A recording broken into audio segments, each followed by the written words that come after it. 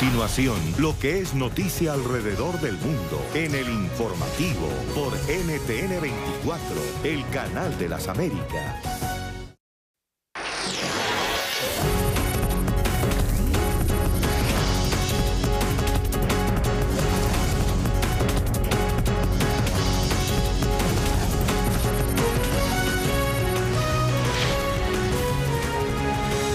El informativo. 10 de la mañana en punto en Phoenix, Arizona, comienzan los funerales del senador estadounidense John McCain. Sus restos llegan a esta hora al Capitolio del estado de Arizona. Serán varios días de homenaje al ex candidato republicano a la presidencia, ex prisionero de guerra en Vietnam, que murió el pasado fin de semana. Falleció el día sábado, 81 años de edad, en su casa en Arizona, tras sufrir un cáncer cerebral. El cuerpo del considerado héroe de guerra será trasladado el viernes a Washington, donde recibirá un tributo en el Congreso. Este inicio de las honras fúnebres coincide además con el día en el que el republicano cumpliría 82 años. Sus restos serán expuestos en el Capitolio de Arizona durante el día de hoy y mañana. La gestión del fallecido senador John McCain dejó una profunda marca en la comunidad latina, particularmente en Phoenix, en Arizona. McCain fue reconocido por su carácter desde el inicio de su carrera política. Algunos veían al senador como una persona compasiva de las personas de escasos recursos económicos y que pensaba mucho en la comunidad latina.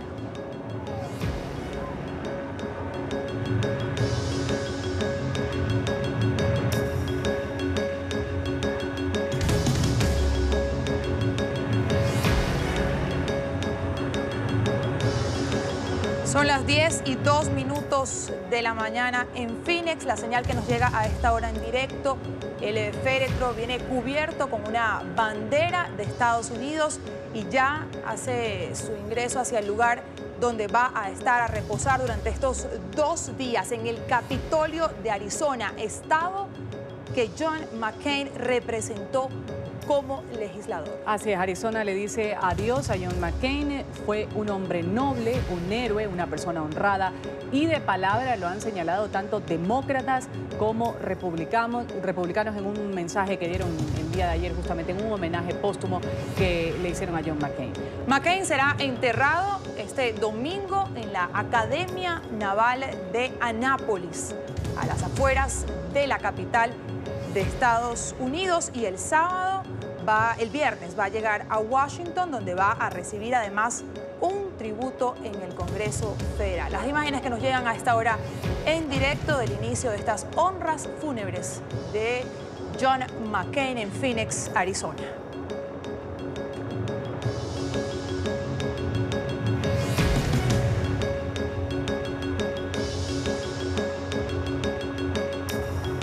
Buenas tardes, así iniciamos esta actualización de las noticias en el informativo de NTN 24. Soy Karen Pereira junto a Ruth del Santo. Ruth, una buena tarde. Una buena tarde, Karen. Bienvenidos todos al canal de las Américas en NTN 24. Vamos a empezar con los titulares de la jornada informativa de hoy, 29 de agosto del 2018. El distribuidor de las llamadas Wikiarmas desafía a la justicia de Estados Unidos y, pese a prohibición, pone a la venta los planos para fabricar pistolas en impresoras 3D. En minutos, las reacciones a esta decisión. Un año después del huracán que por poco borra a la ciudad de Houston del mapa, hemos regresado para ver cómo va la reconstrucción de esta ciudad. Hablamos con sus habitantes y la mayoría nos han dicho que la reconstrucción va muy lenta. Casas como esta siguen todavía totalmente destruidas. La Corte Federal del Distrito Oeste de Nueva York entrega este miércoles la sentencia en contra del expresidente de la Conmebol, Juan Ángel Naput, quien fue declarado culpable el pasado diciembre por delitos de corrupción relacionados con el megacaso conocido como FIFAgate.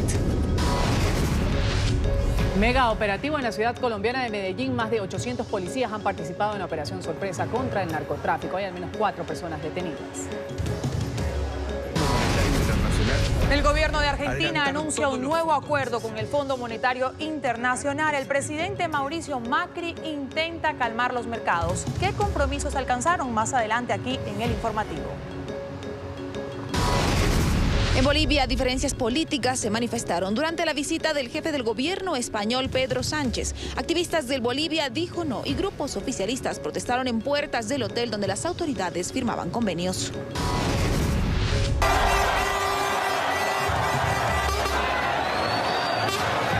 España ha celebrado hoy la tradicional tomatina. 145.000 kilos de tomate se han utilizado en esta particular batalla que cada año se realiza en la población de Buñol, en la Comunidad Valenciana. En la información deportiva, el australiano Simon Clark apuntó la quinta etapa de la Vuelta a España. Además, hoy se presentó cambio de líder en la clasificación general.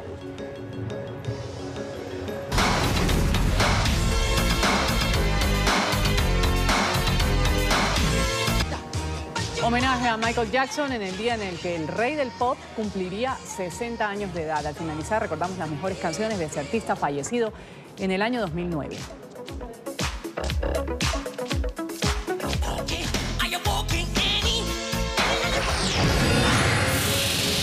Comienza el informativo con Karen Pereira y Ruth del Santo.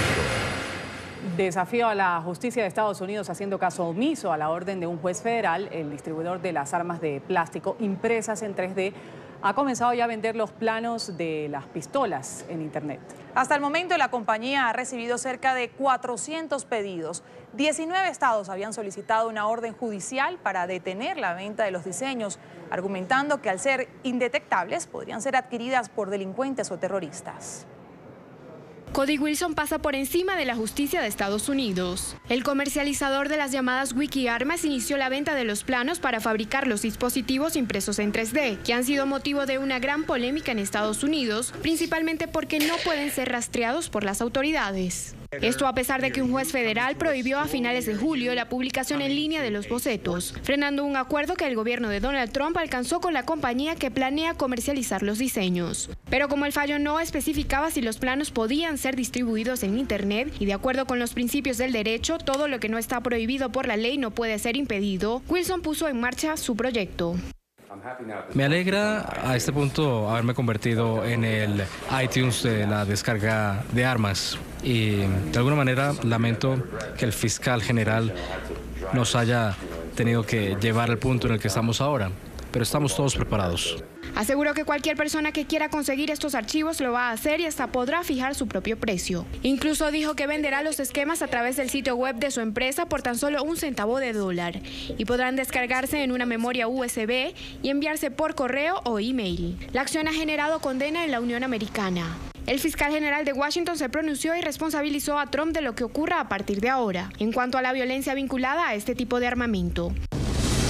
Confío en que el gobierno federal hará que Wilson rinda cuentas ante la ley. Si no lo hace, el presidente Trump será responsable por cualquiera que resulte herido o sea asesinado como resultado de estas armas. Bob Ferguson, fiscal general de Washington. 19 estados y el Distrito de Columbia solicitaron que se detuviera la venta en línea de las armas de plástico, insistiendo en que por ser indetectables suponen un enorme riesgo de seguridad, pues están a la disposición de delincuentes y terroristas. Y se cumple un año del paso del devastador huracán Harvey por la ciudad de Houston, en Texas. Este fenómeno dejó graves inundaciones, 68 muertos y pérdidas millonarias. Nuestro periodista Mauricio Cárdenas estuvo en Houston cubriendo los estragos de la tormenta y hoy, un año después, ha regresado a esa ciudad para ver cómo va la recuperación. Mauricio, buenas tardes.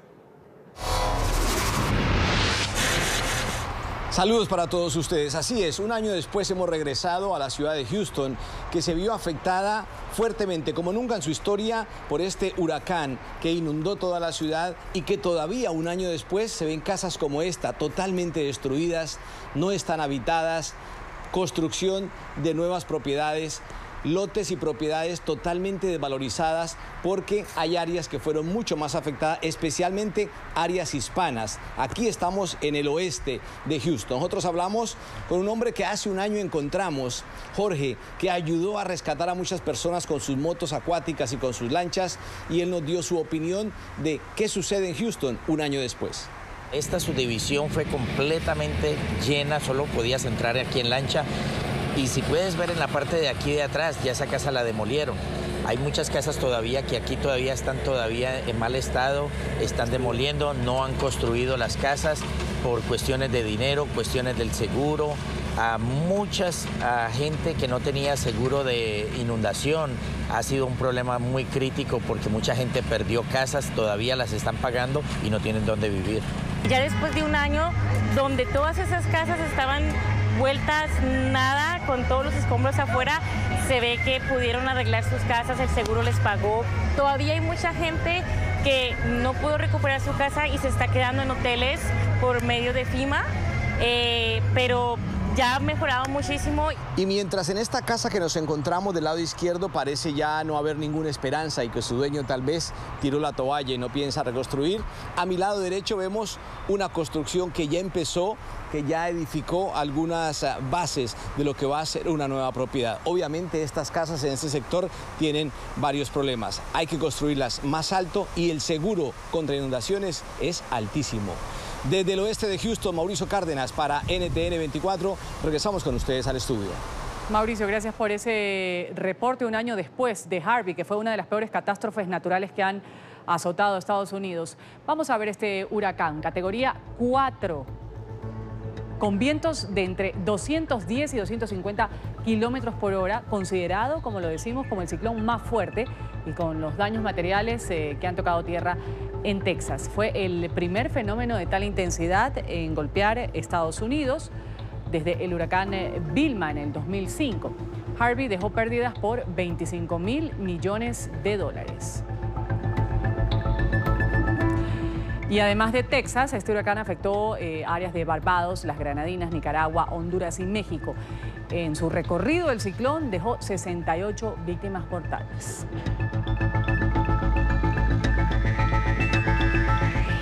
La justicia de los Estados Unidos entrega una nueva sentencia dentro del megacaso de corrupción en el fútbol conocido como FIFA Gate. El expresidente de la CONMEBOL, Juan Ángel Naput, conocerá hoy su condena. El pasado mes de diciembre, justamente, el paraguayo fue declarado culpable por aceptar millonarios sobornos. Y en Nueva York, a esta hora, Alejandro Rincón nos tiene el reporte. Alejandro, una buena tarde.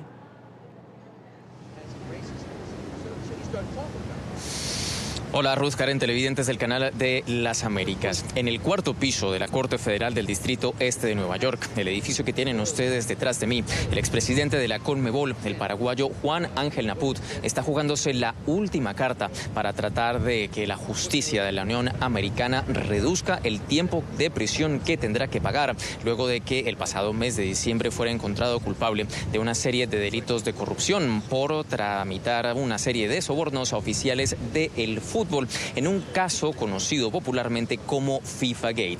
Ahora mismo, Silvia Piñera, la abogada de El Paraguayo, habla ante la Corte y trata de convencer al tribunal del buen carácter, de la generosidad, de la empatía y de todo un conjunto de aspectos que buscan retratar a Naput como una buena persona y a través de ello justificar cómo debe, en concepto de la defensa, reducirse el tiempo de prisión.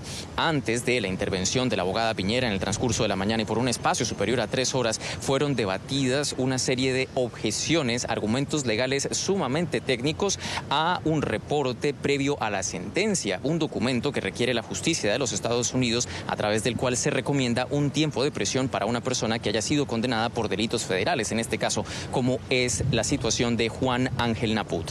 En resumidas cuentas, la Fiscalía en ese reporte solicita que sean 20 años de prisión los que se le dictaminen a Juan Ángel Naput. Sin embargo, es a raíz de toda esta conferencia que tiene lugar ahora mismo en la Corte que finalmente la jueza Pamela Chen va a entregar el fallo o el veredicto final sobre el tiempo de prisión que tendrá que pagar. El antecedente clave inmediato, la semana pasada, José María Marín, un alto directivo del fútbol de Brasil involucrado en este caso, era sentenciado a 4 años de prisión, de forma tal que pudiera ser un rango similar el que pudiera proferir la sentencia en la tarde de este miércoles. Por el momento avanza esa sesión y una vez, por supuesto, tengamos ese veredicto, se lo informaremos a ustedes oportunamente. Todo por ahora desde la Corte Federal del Distrito Este de Nueva York. Continúen con más en el informativo. Gracias, Alejandro. Y los estados de Florida, Arizona y Oklahoma celebraron el martes elecciones primarias con miras a los comicios legislativos del próximo mes de noviembre. Tanto en Arizona como en Florida, demócratas y republicanos se van a jugar 2 de los asientos más disputados en el Senado de Estados Unidos. Las vacantes de los senadores Jeff Flake y Bill Nelson. Los demócratas buscan la victoria para obtener la mayoría en la Cámara Alta. Carlos Rodríguez tiene la información a esta hora desde Florida. Carlos. ¿Qué tal? Cordial saludo. Demócratas, liberales y republicanos conservadores leales al presidente Donald Trump lograron victorias en las elecciones primarias de nominación de Florida y Arizona, y donde las mujeres se destacaron con varias nominaciones. En el caso de la gobernación de un estado clave en el ámbito político nacional como es Florida, pues un afroamericano, Andrew Gillum, que para expertos era desconocido para el electorado, siendo el actual alcalde de Tallahassee, la capital del estado, se enfrentará a un aspirante republicano que recibió el total respaldo del presidente Trump. Se trata del congresista Ron DeSantis, de línea dura con la inmigración, así como el primer mandatario estadounidense. Cada estado es diferente, los candidatos son diferentes y depende de la calidad del oponente, de uno que gana o uno que pierde. O sea, en Arizona estamos hablando de la contienda para el escaño en el Senado del señor Jeff Flake, un republicano anti-Trump que básicamente decidió no postularse de nuevo, se retiró efectivamente. Y entonces los tres candidatos eran personas interesantes. Una mujer, Martha McSally, ex pilota de la Fuerza Aérea, de la Marina de Guerra, perdóname, militar, y también dos otros candidatos con defectos personales, o sea, el alguacil Joe Arpaio, muy controversial, con su línea muy dura contra los inmigrantes, un hombre de 86 años.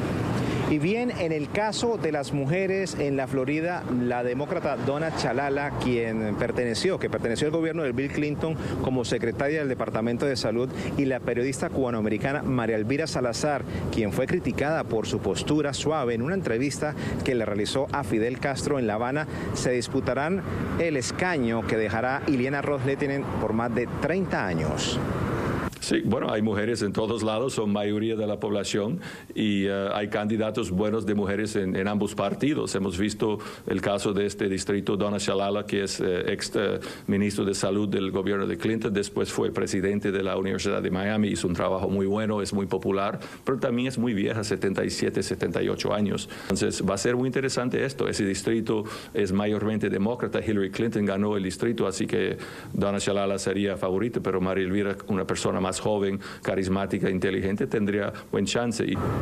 Finalmente hay que decir que Estados Unidos renovará en el próximo mes de noviembre los 435 asientos de la Cámara de Representantes, igualmente con senadores y varias gobernaciones. Los expertos vaticinan una cita electoral muy interesante, y otro dato es que las encuestas apuntan a que los demócratas podrían recuperar terreno en el legislativo.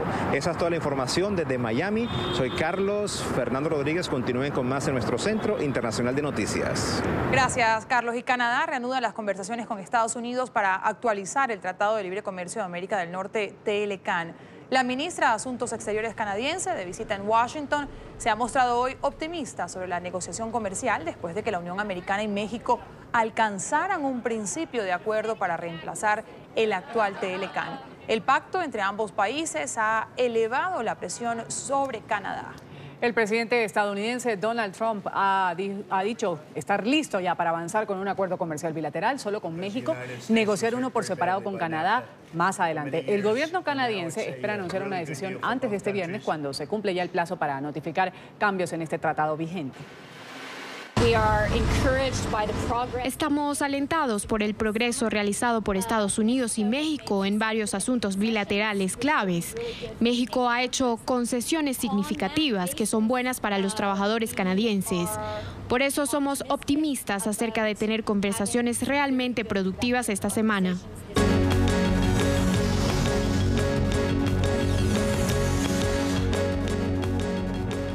Operativo en Medellín, Colombia. 800 efectivos entre policías y funcionarios de la alcaldía adelantaron una acción contra el microtráfico en una zona conflictiva de la ciudad. En el operativo detuvieron a 4 presuntos delincuentes, entre ellos el hombre que presuntamente controlaba el 30% de las ventas de estupefacientes en el centro de Medellín.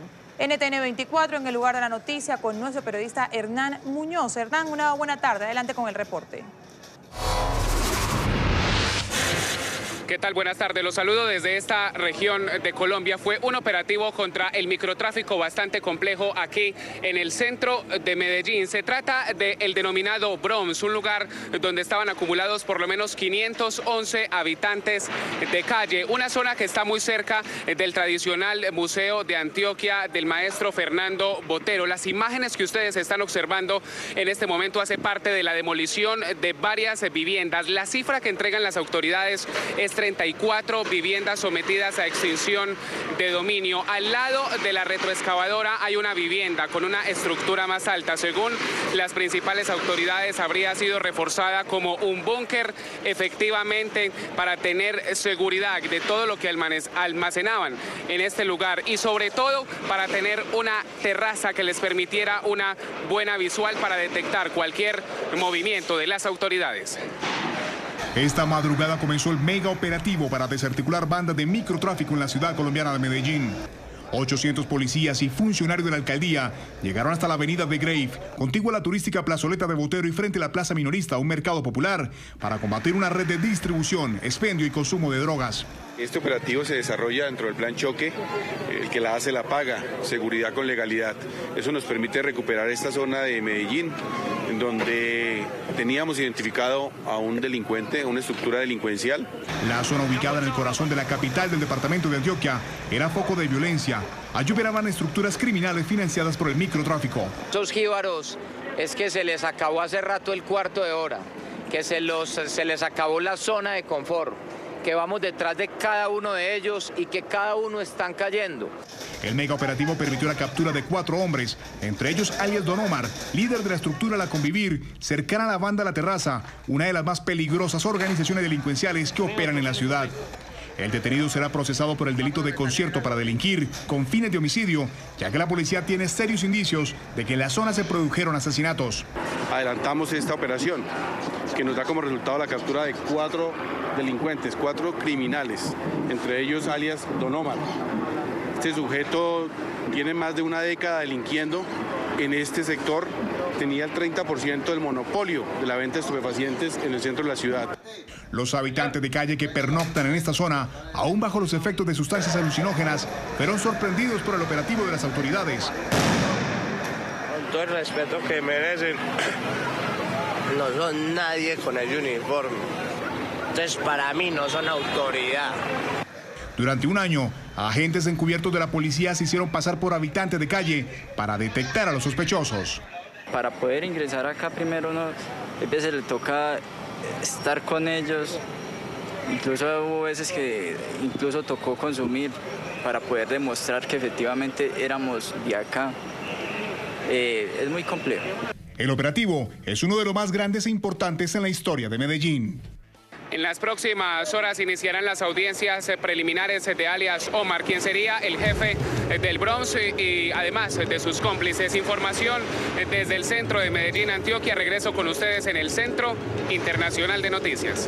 Gracias por ese reporte desde Medellín, Colombia. Aquí hacemos una pausa y al retornar, Naciones Unidas alerta que Nicaragua se va a convertir en una Venezuela si no se detiene la represión.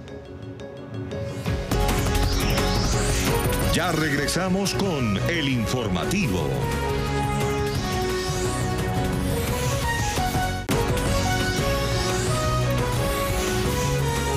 Continuamos con el informativo.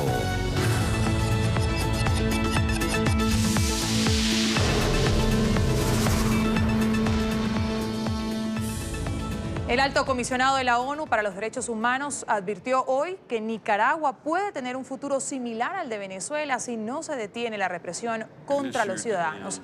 Zeid Ra'ad al-Hussein dijo que es necesario liberar a los opositores detenidos en medio de las protestas y generar un cambio de actitud en el gobierno de Daniel Ortega para evitar que su país termine como el de su homólogo Nicolás Maduro. El funcionario agregó que la violencia ejercida por parte de las fuerzas gubernamentales nicaragüenses ha obligado a las personas a escapar del país. Hemos emitido un informe solicitando medidas urgentes para abordar la crisis de derechos humanos en Nicaragua, donde el nivel de persecución es tal que muchos de los que participaron en las protestas o defendieron a los manifestantes o los disturbios o simplemente expresaron puntos de vista diferentes se han visto obligados a esconderse, han abandonado Nicaragua o están tratando de hacerlo. La represión y las represalias contra los manifestantes continúan en Nicaragua mientras el mundo mira hacia otro lado. La violencia y la impunidad de estos últimos 4 meses han expuesto la fragilidad de las instituciones de los países y del Estado de Derecho y ha creado un clima de miedo y de desconfianza. Y solo el número de aquellos que salen de Nicaragua es un testimonio de eso. El gobierno de Brasil ha anunciado que estudia la posibilidad de restringir la entrada de inmigrantes venezolanos a su territorio.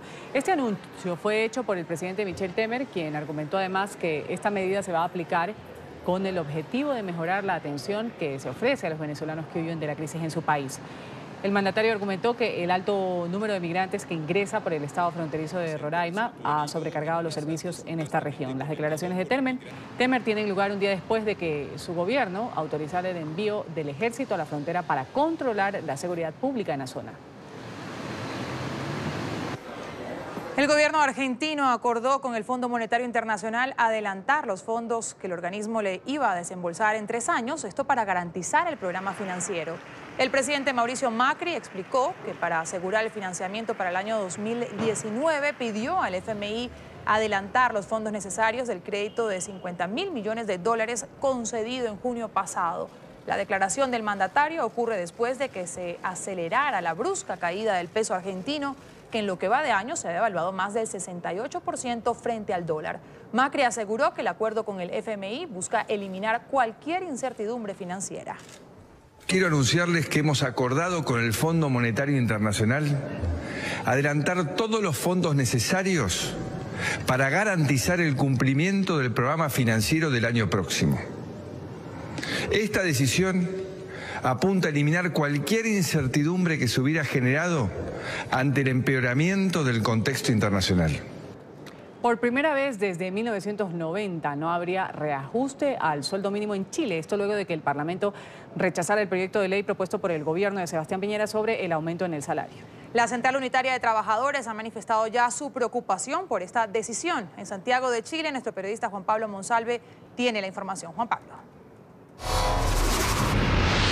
Hola, ¿qué tal, televidentes de NTN 24? Pues sin duda esta situación genera muchísima tensión entre oficialismo y oposición. El propio presidente Sebastián Piñera ha acusado a los partidos opositores de obstruir este reajuste salarial que buscaba primero un incremento inmediato del 3,6% y luego un incremento del 4,8% en marzo para llegar a los 300.000 pesos, algo así como $500. Desde los partidos de oposición han asegurado que faltó manejo por parte del Ejecutivo para negociar este tema al interior del Parlamento. Vamos a revisar las declaraciones del diputado opositor del Partido Socialista, Manuel Monsalve. El presidente de la República tiene la obligación de escuchar a los trabajadores y los trabajadores se expresan solo cuando tienen posibilidad de negociar. Y lo que este gobierno ha querido hacer con el veto es quitarle a los trabajadores de Chile la posibilidad de negociar. Y es un fracaso del esquema de negociación del gobierno. Aquí, miren, efectivamente el gobierno no tiene mayoría ni en la Cámara de Diputados ni en el Senado. ¿Qué hace un gobierno que no tiene mayoría? Busca acuerdos, no trata de imponer. Este es un error del esquema de negociación que el gobierno ha instalado y este fracaso se puede seguir repitiendo si es que el gobierno no reflexiona y no aprende a conversar y a dialogar para llegar a acuerdos que sean fructíferos para el país. Tuvimos también la posibilidad de hablar sobre este tema con las organizaciones de trabajadores, específicamente con la Agrupación Nacional de Empleados Fiscales, quienes manifestaron su preocupación por esta decisión.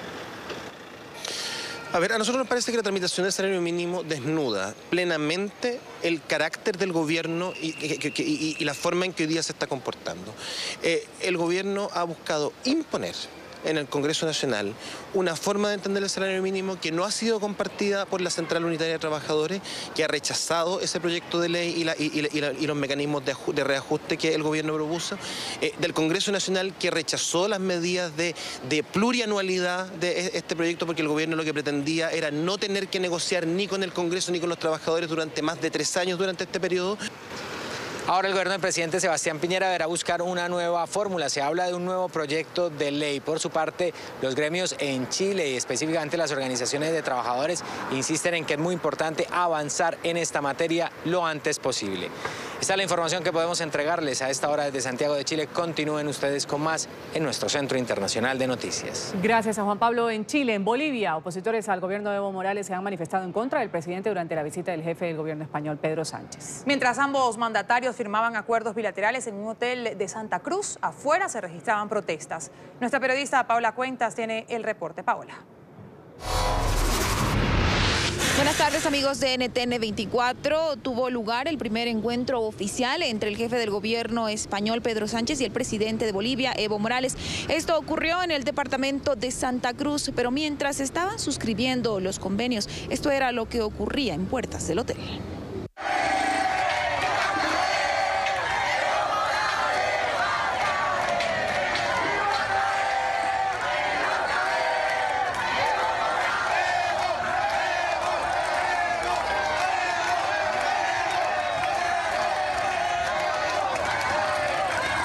Parlamentarios se pronuncian sobre el tema. Opositores recuerdan que las plataformas ciudadanas ya habían anunciado que aprovecharán todos los escenarios para manifestar que se debe respetar el voto del referéndum del 21 de febrero. Oficialistas también recuerdan que ellos ya definieron quién será su candidato.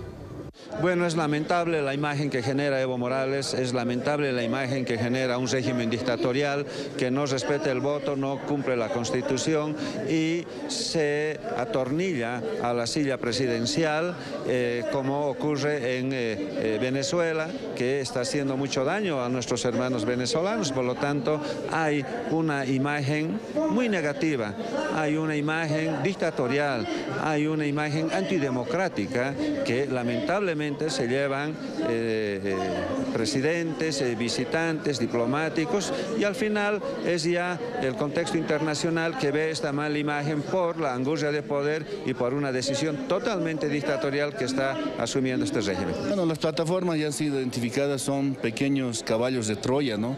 Donde están montados ex autoridades, ex políticos que en su momento han pertenecido a épocas dictatoriales, épocas neoliberales. Lo único que pretenden es desgastar la imagen del presidente Evo y no están consiguiendo. Se está fortaleciendo cada día más. Hagan lo que hagan, el presidente Evo va a ir adelante, ¿no? Es la población quien va a definir si Evo es ratificado o no con su voto, ¿no? De esta forma continúa la resistencia tanto de los sectores afines como de los contrarios al gobierno del presidente Evo Morales, poniendo ya en suelo boliviano prácticamente un ambiente de campaña electoral. Con la información retorno al Centro Internacional de Noticias. Buenas tardes. Una buena tarde y vamos a retornar luego de la pausa con más noticias para ustedes y con esta gran bola de fuego que ha iluminado el cielo de Australia. ¿De qué se trata? En minutos.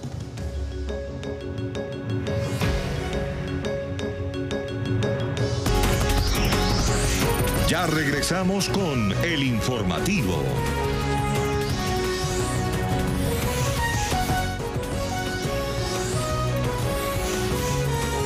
Continuamos con el informativo.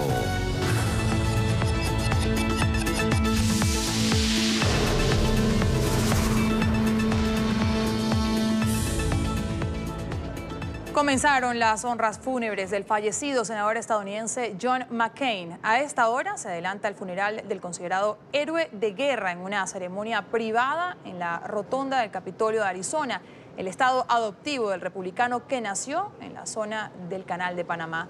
McCain cumpliría hoy 82 años. Después de esta ceremonia privada, el público en general podrá entrar a este recinto en Phoenix, la capital de Arizona, para despedir al senador republicano, quien falleció el sábado pasado tras sufrir un agresivo cáncer cerebral. Los homenajes se extenderán por 5 días. El cuerpo de John McCain será trasladado el viernes a Washington, donde recibirá un tributo en el Congreso. El congresista será enterrado el domingo en la Academia Naval de Annapolis, a las afueras de la capital de Estados Unidos. Algunos han estado en desacuerdo con algunas de las votaciones de McCain sobre ciertas políticas, pero eso no debería afectar nuestra gratitud por su servicio. Y recordemos que El amor de John por Estados Unidos y Arizona ha sido fuerte. Ha representado nuestros valores en todo el mundo como senador de Arizona. Y Estados Unidos, hay que decirlo, es más fuerte por su defensa de nuestros valores. Podemos estar orgullosos porque él ha sido nuestro senador. Su discurso sobre el país primero no fue simplemente un eslogan político. Fue lo que John McCain ha hecho y ha demostrado una y otra vez en la Marina, en Vietnam y en todas sus batallas en el recinto del Senado de Estados Unidos. Activistas en Washington se concentran a esta hora frente a la Casa Blanca para protestar por la que consideran pobre respuesta de Trump a la muerte del senador John McCain. Los ciudadanos quieren que el mandatario se disculpe por no colocar a media asta la bandera estadounidense en honor al difunto senador. Gustavo Alegret, director periodístico de NTN 24 en Estados Unidos, tiene el reporte hasta ahora desde el lugar de la noticia. Gustavo. Karen, Ruth, televidentes, muy buenas tardes. Son pocos, pero quieren que las firmas que están recogiendo sean muchas. Y lo hacen frente a la Casa Blanca, donde esa bandera, que al principio solo estuvo un día a media asta y luego se izó de nuevo, el mandatario tuvo que recular. Y recuerden que se produjo esa polémica porque la Casa Blanca no difundió un comunicado en el que calificaba a McCain de héroe.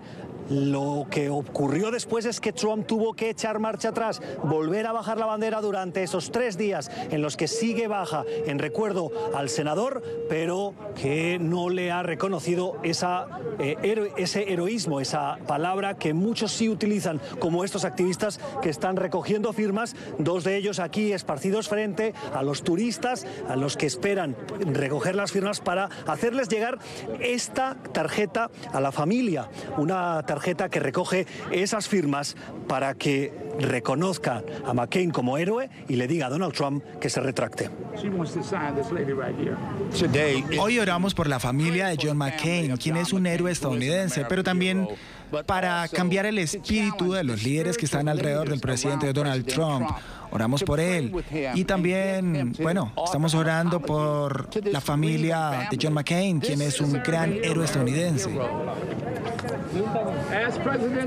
Una nueva firma que se suma a esta tarjeta cuando son las 1:45 de la tarde en Washington, para recordarle al presidente estadounidense frente a la Casa Blanca que no están de acuerdo con esa respuesta que consideran timorata. En Washington se están preparando ya los eventos, como explicaban desde el estudio, para recibir los restos de McCain en el Capitolio el viernes, en la Catedral Nacional el sábado y ser enterrado durante el fin de semana.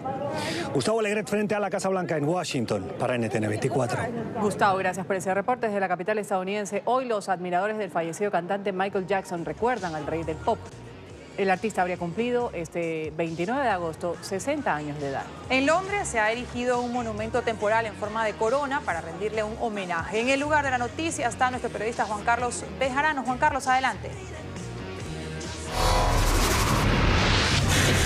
Hola, ¿qué tal? Buenas tardes. Es un placer saludarlo desde el Banco Sur del río Támesis, donde se ha ubicado este monumento temporal. Es una corona en homenaje al rey del pop, Michael Jackson, que hoy, como ustedes saben, cumpliría 60 años. Hay que recordar que él falleció 3 semanas antes de iniciar esa serie de conciertos en el O2 que se llamaba This Is It. Esto no sucedió, pero en todo caso los británicos recuerdan con cariño a una de las figuras más importantes de la música en el siglo XX. La disquera de Michael Jackson, Sony, erigió esta corona gigante en el Banco Sur del río Támesis para celebrar el legado del rey del pop, en el que sería su cumpleaños número 60. Desde las 5 de la mañana comenzaron a congregarse frente a este monumento temporal seguidores de uno de los iconos de la música más importante del siglo XX. Quienes tuvieron el privilegio de conocerlo en persona, así fuera brevemente, recordaron con nostalgia esa experiencia única de compartir con el rey del pop. La primera vez que lo vi en persona tenía 18 años, él vino a Londres y era una locura, había miles de fanáticos, era un descontrol, la calle estaba repleta y el año siguiente él recibió varios premios y unos amigos y yo pudimos compartir con él en el teatro, nos llevó al teatro. Él vino a Londres y llevó a un grupo de nosotros a ver Mary Poppins en el teatro y ahí pudimos saludarlo. Fue algo muy emocionante para nosotros. Empezó mi vida en ese momento. Yo viajé por 7 horas para este lugar esa noche y bueno, él se murió. Yo básicamente vine el 25 de junio por su concierto. Tenía las entradas, pero él murió esa noche.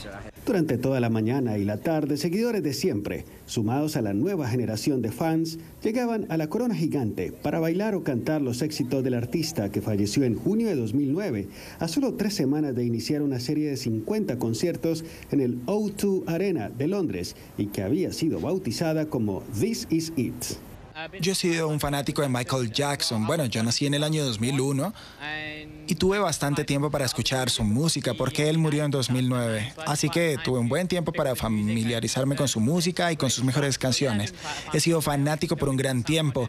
Y bueno, él no suena moderno en realidad, pero la gente que hace música ahora no es original como él. Él era tan original en tanto sus movimientos de baile, la forma en la que cantaba. Por esos días todo suena muy igual, pero Michael Jackson era diferente, así que realmente siento que hizo un gran impacto en la industria musical. Durante la noche, varios cinemas de la capital británica proyectarán documentales y videos del rey del pop, mientras que en el National Portrait Gallery de la capital inglesa se inauguró la exhibición Michael Jackson on the Wall, que celebra la influencia del gran cantante y compositor en el arte contemporáneo, en todas sus manifestaciones. Les comento que hoy varios cines de la capital británica van a estar presentando documentales de Michael Jackson y sus videos, porque por supuesto aquí tenía muchos seguidores. Despedimos Londres, regresamos a nuestro Centro Internacional de Noticias. Adelante. Juan Carlos, gracias por ese reporte. Y España celebra la tradicional guerra de tomates en la población de Buñol, en la Comunidad Valenciana.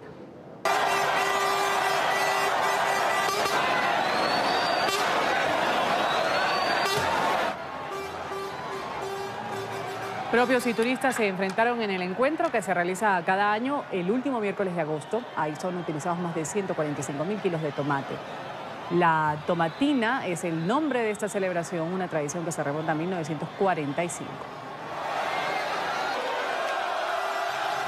Un fenómeno inusual sorprendió a los residentes de Perth, en el oeste de Australia. Una lluvia de meteoritos iluminó el cielo de la ciudad.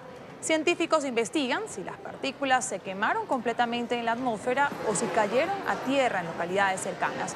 Los servicios de emergencia informaron que recibieron llamadas de varias personas asustadas porque no sabían lo que estaba ocurriendo. Sin embargo, hasta el momento no se han reportado heridos ni daños materiales.